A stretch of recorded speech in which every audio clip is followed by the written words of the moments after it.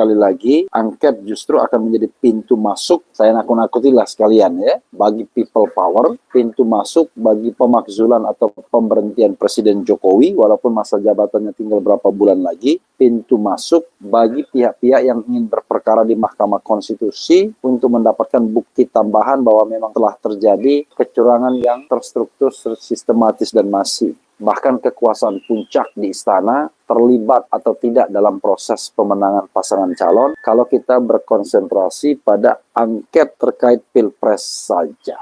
Dari situ akan kelihatan. Kalau memang terlibat, ya sekalian aja nakut-nakutin ya, biar tambah takut. Kalau memang terlibat, maka bisa jadi ini adalah jalan impeachment. Karena itu, kalau ada pakar hukum tata negara yang mengatakan hak angket tidak perlu dan lain sebagainya, saya khawatir pakar hukum tata negara tersebut sudah punya kalkulasi, ya, entah kalkulasi ekonomi maupun kalkulasi politik.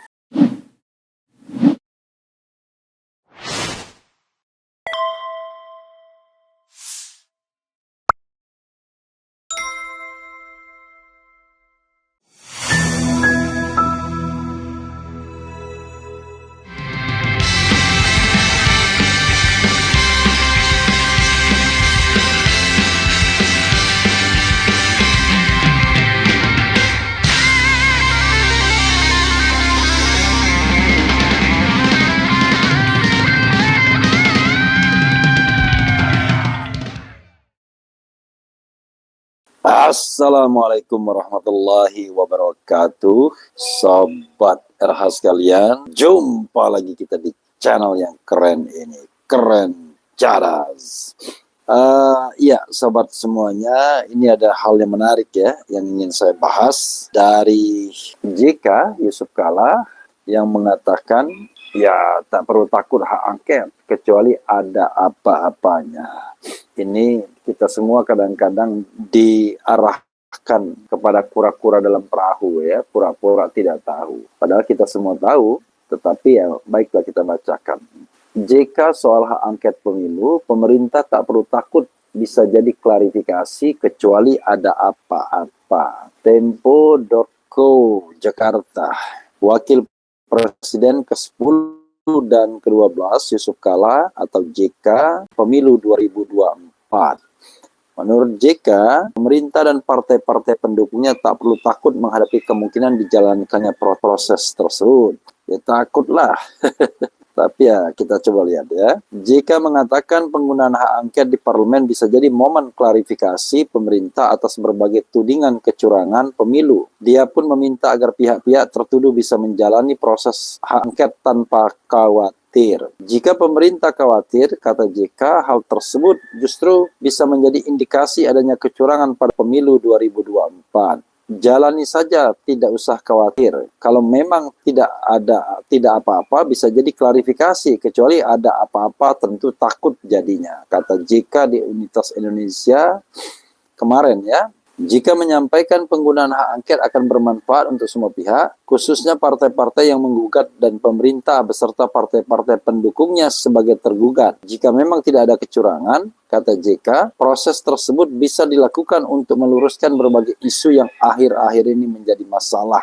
Tentunya hak angket itu baik bagi kedua belah pihak, karena sekarang banyak isu bahwa ini ada masalah. Jadi kalau ada angket, kalau memang tidak ada soal, itu bagus sehingga menghilangkan kecurigaan, ujar JK. Dalam pemilu 2024, pemerintahan Kabinet Presiden Joko Widodo atau Jokowi beberapa kali dituding memihak untuk memenangkan pasangan Prabowo Subianto Gibran Raka Buming Raka. Diketahui Gibran adalah putra sulung Jokowi, sementara Prabowo merupakan Menteri Pertahanan di kabinetnya. Soal tudingan kecurangan-kecurangan tersebut diantaranya pengerahan aparat, intimidasi kepala desa hingga pernyataan bantuan sosial yang dibiayai APBN sebagai pemberian Jokowi. Usulan penggunaan hak angket tersebut pertama kali disampaikan calon presiden PDIP, yaitu Ganjar Pranowo. Dia menyarankan agar partai pendukungnya di DPR menggulirkan hak angket. Ganjar menyebut dugaan kecurangan pada pemilihan presiden atau Pilpres 2024 mesti disikapi. Jika DPR tak siap dengan hak angket, saya mendorong penggunaan hak interpelasi atau rapat kerja, kata Ganjar kepada Tempo di Kuningan, Jakarta Selatan pada Jumat 16 Februari 2024. Sementara 3 partai pengusung calon Presiden Anies menyatakan siap mendukung PDIP menggulirkan hak angket tersebut, yaitu Nasdem, PKB, dan PKS. Komitmen disampaikan Sekjen Nasdem Hermawi Taslim, Sekjen DPP PKB Hasanuddin Wahid, dan Sekjen PKS Abu Bakar Al-Habsyi. Kita siap bersama inisiator PDIP untuk memberikan hak angket, kata Hermawi, usai rapat dengan kedua koleganya di Nasdem Tower, Jakarta Pusat, Kamis 22 Februari 2024. Ya, Sobat Era sekalian, itu tadi ya, kalau kita lihat, kalau memang tidak ada apa-apanya, kenapa takut? Justru hak angket itu ajang untuk klarifikasi bahwa benar terjadi kecurangan gitu ya. Jadi kadang-kadang kita pusing kepala kita ya. Kalau saya sigi misalnya, atau saya bikin polling, mana yang Anda percayai? Indonesia ini pemilunya curang atau pemilunya jujur dan adil? Saya ingin mengatakan mungkin 90% lebih akan mengatakan pemilunya curang. Karena itu ya tidak heran kalau ada kekhawatiran atau ketakutan. Sehingga hak angket at all cost mungkin akan dicegah oleh pihak-pihak yang tidak ingin melihat angket bergulir. Karena ini bisa jadi ajang ya, pembuktian bahwa kecurangan itu memang ada dan pasti ada, serta melibatkan pihak-pihak yang powerful pastinya. Jadi sekali lagi, angket justru akan menjadi pintu masuk, saya nakut-nakutilah sekalian ya, bagi people power, pintu masuk bagi pemakzulan atau pemberhentian Presiden Jokowi, walaupun masa jabatannya tinggal berapa bulan lagi, pintu masuk bagi pihak-pihak yang ingin berperkara di Mahkamah Konstitusi untuk mendapatkan bukti tambahan bahwa memang telah terjadi kecurangan yang terstruktur, sistematis, dan masif. Dan kalau sudah diomongkan begini, pendukung pemerintahan atau pendukung 02 tambah takut kalau hak ini bergulir ya. Tapi kalau 01 dan 03 solid, maka ya harusnya hak ini akan bisa bergulir karena mereka memegang kursi mayoritas sebanyak 314 berbanding 261. Cuma sekali lagi kuncinya di PDIP.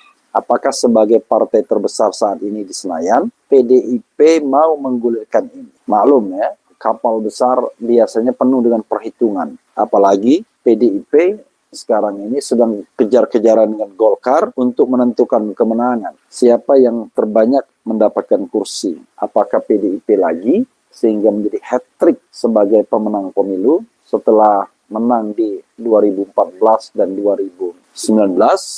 Ataukah sekarang Golkar kembali lagi menjadi partai terbesar dengan kursi terbesar? Ini yang menjadi soal ya, Sobat RH sekalian. Sehingga ada semacam respons yang lambat dari PDIP dan Megawati. Sementara punggawa-punggawanya ngomong sendiri. Ngomong ke sana kemari, tetapi tidak jelas ujungnya. Apakah PDIP serius untuk mengusung hak angket? Kalau ditanyakan, sedang dibuat formula dan lain sebagainya. Padahal yang paling penting kan komitmen dulu. Dari komitmen itu kemudian dibuat formulanya. Bukan buat formula dulu baru kemudian mengeluarkan komitmen. Karena kalau cuma bikin apa yang mau diangket itu mudah sekali. Kita tahu bahwa angket itu terhadap kebijakan yang penting dan strategis yang diduga ada pelanggaran hukumnya. Atau kita mengangket pelaksanaan undang-undang.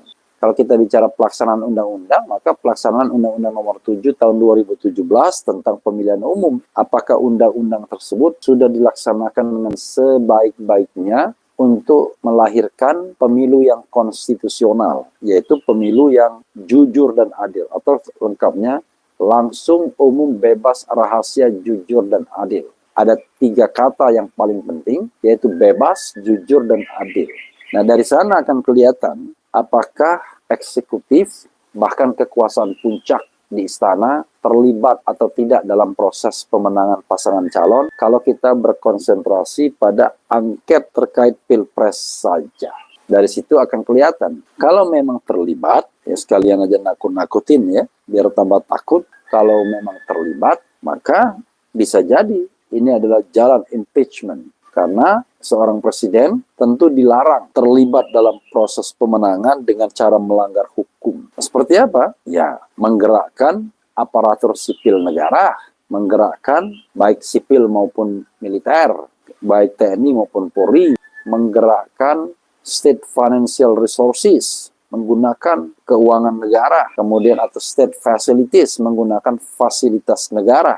Nah, hal-hal seperti itu tidak dibolehkan, apalagi terlibat ke dalam kejahatan pemilu seperti mencurangi suara rakyat atau mengutak-atik angka sehingga paslon tertentu dimenangkan atau diuntungkan. Itu perbuatan haram dalam pemilu, dan kalau diketahui bahwa itu dilakukan atau diorkestrasi atau dipimpin atau direncanakan oleh kekuasaan puncak, ya maka itu sah untuk dilakukannya proses impeachment yang dimulai dari hak menyatakan pendapat DPR. Ini yang membuat barangkali istana at all cost akan menghadang hak angket tersebut. Belum lagi hak angket tersebut bisa digunakan untuk menilai kinerja KPU, Bawaslu, dan lain sebagainya. Jadi KPU dan Bawaslu bukan berarti tanpa pengawasan.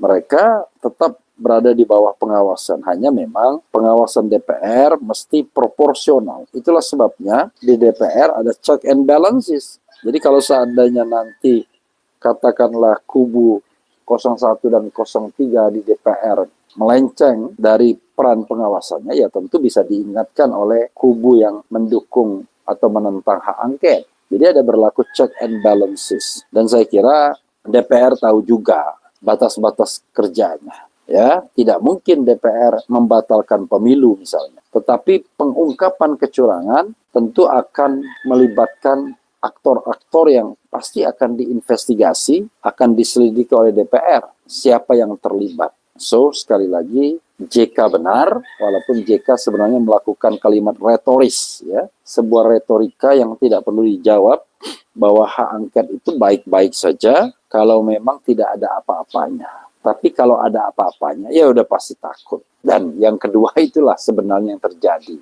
Mudah sekali untuk melihat bagaimana pemilu ini curang, ya, mulai dari kampanye Kodari, itu kampanye Jokowi Prabowo yang kemudian dimaknai sebagai keinginan untuk 3 periode, kemudian begitu 3 periode gagal, muncul wacana untuk perpanjangan masa jabatan, seiring itu kemudian memundurkan jadwal pemilu. Ketika itu gagal, secara tidak terduga tiba-tiba ada manuver di Mahkamah Konstitusi dengan keluarnya putusan 90 yang mengakibatkan Gibran Rakabuming bisa maju sebagai calon wakil presiden walaupun dianggap belum punya kapasitas.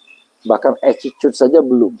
Boro-boro kapasitas, ya. Attitude untuk menjadi orang nomor 2 di Republik ini. Jadi sobat era sekalian, karena itu kalau ada pakar hukum tata negara yang mengatakan hak angket tidak perlu dan lain sebagainya, saya khawatir pakar hukum tata negara tersebut sudah punya kalkulasi, ya, entah kalkulasi ekonomi maupun kalkulasi politik atas kemenangan sementara yang sudah dideklarasikan secara sepihak oleh pasangan 02. Kalau betul dari hati nurani pendapat tersebut, saya salut. Tetapi kalau pendapat didasarkan pada kemungkinan pendapatan, kemungkinan mendapatkan jabatan, kemungkinan kemudian karena ada mobilisasi resources tertentu, ya kita tentu mengutuk orang-orang seperti itu, ya. Nah, karena itu menurut saya sekali lagi, kalau memang tidak ada apa-apanya tak perlu takut, tapi kalau ada apa-apanya wajar takut. Karena hak angket paling tidak akan menelanjangi siapa-siapa saja aktor kecurangan pemilu tersebut. Bukan tidak mungkin lembaga semacam KPU dan Bawaslu menjadi bagian daripadanya. Kalau saya melakukan polling, mungkin mayoritas, saya pastikan mayoritas masyarakat tidak percaya dengan independensi KPU. Apalagi ketua KPU-nya sudah berkali-kali melanggar kode etik. Mulai dari proses verifikasi partai politik, sampai kemudian tidak pernah saya mendengar, ya, baik KPU maupun Bawaslu kampanye anti politik uang dan melarang politisasi bansos dalam proses berpemilu. Padahal harusnya mereka secara tegas mengatakan hal tersebut karena mandat mereka adalah pemilu yang jujur dan adil. Pernah nggak mendengar Bawaslu menghimbau kepada peserta pemilu untuk tidak menggunakan politik uang?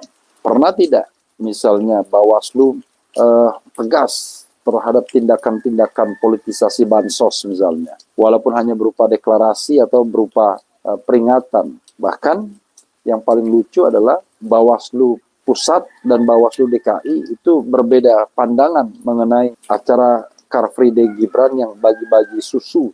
Bawaslu DKI mengatakan itu pelanggaran, sementara Bawaslu Pusat mengatakan bukan pelanggaran. Kan suntuloyo. Padahal jelas-jelas itu pelanggaran.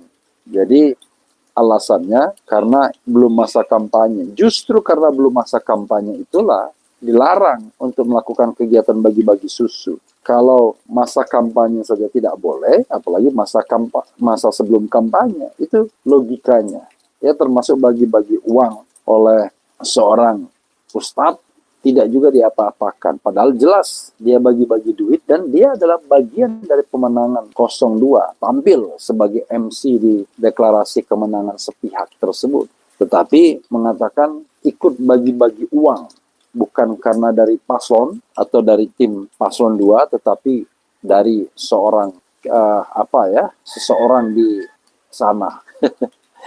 Banyak hal yang kemudian harus kita klarifikasi dan banyak hal yang akan bisa muncul atau terkuak di nanti hak angket, walaupun kita tahu ujungnya belum tentu tajam, paling tidak keterbukaan informasi dari angket itu bisa menyebabkan didapatnya sebuah jalan untuk keadilan pemilu. Makin takut pihak-pihak yang curang, pastilah ya, karena itu mereka akan menjalankan jurus klinik untuk menolak angket tanpa alasan yang jelas. Padahal angket adalah hak konstitusional dan angket pernah digunakan oleh DPR setelah pemilihan legislatif di 2009 yang lalu, ketika banyak sekali warga negara yang tidak terdaftar dalam pemilu. Itulah sebabnya kemudian waktu Pilpres akhirnya ada perbaikan, yaitu perbaikan dengan unregistered voters bisa memilih dengan memperlihatkan KTP dan paspor karena permohonan yang saya dan Maheswara Prabandono ajukan. Sobat RH sekalian, itu saja ya yang bisa saya share dalam kesempatan pagi ini. Wassalamualaikum warahmatullahi wabarakatuh. Keren, cadas.